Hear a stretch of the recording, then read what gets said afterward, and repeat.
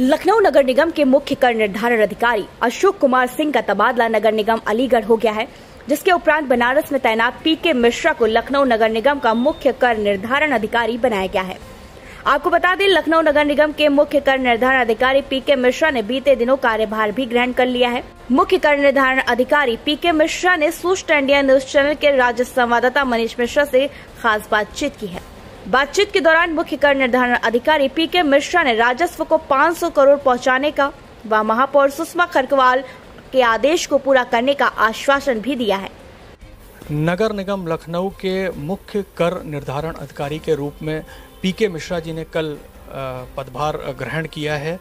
पिछले साल हमारे यहाँ का जो कर था वो तकरीबन 340 करोड़ था, जिसको महापौर सुषमा खरकवाल जी ने इस बार 500 करोड़ करने का लक्ष्य रखा है। और हमारे साथ इसी विषय पर बातचीत करने के लिए पीके मिश्रा जी हैं। तो सबसे पहले सर, स्वागत है आपका सूचना इंडिया पे। और ये बताइए कि ये क्वेश्चन पूछने से पहले कि लक्ष्य कैसे पूरा करेंगे, कहाँ कहाँ रहे हैं आप और इस सर्विसेज में कब से हैं?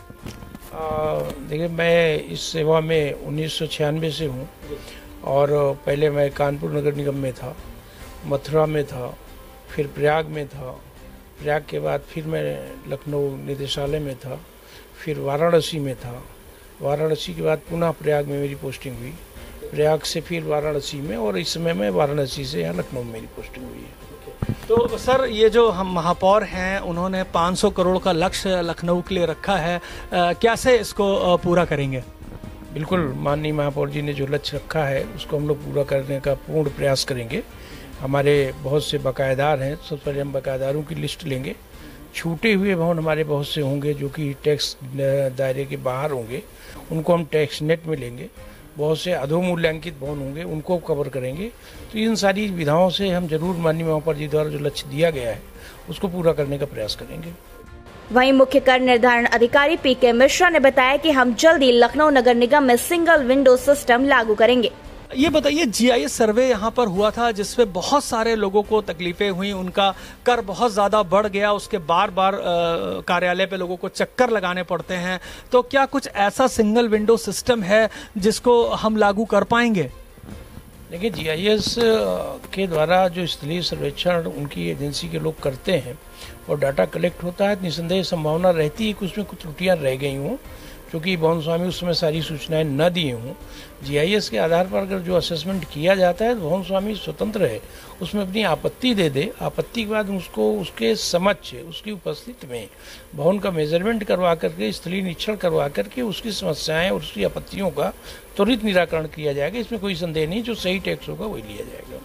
लंबे समय तक जमे राजस्व निरीक्षक के सवाल पर पीके मिश्रा ने कहा कि इस पर वो फाइलें मंगाकर देखने के बाद ही कोई निर्णय लेंगे। बहुत लंबे समय से जो राजस्व निरीक्षक हैं वो जोनों में तैनात हैं, कई बार ट्रांसफ़र भी हो जाते हैं, उसके बाद भी वो अपना जोन नहीं बदलते हैं या दूसरी जगह नहीं जाते हैं। तो ऐसे लोगों के लिए कुछ आप रणनीति बनाएंगे?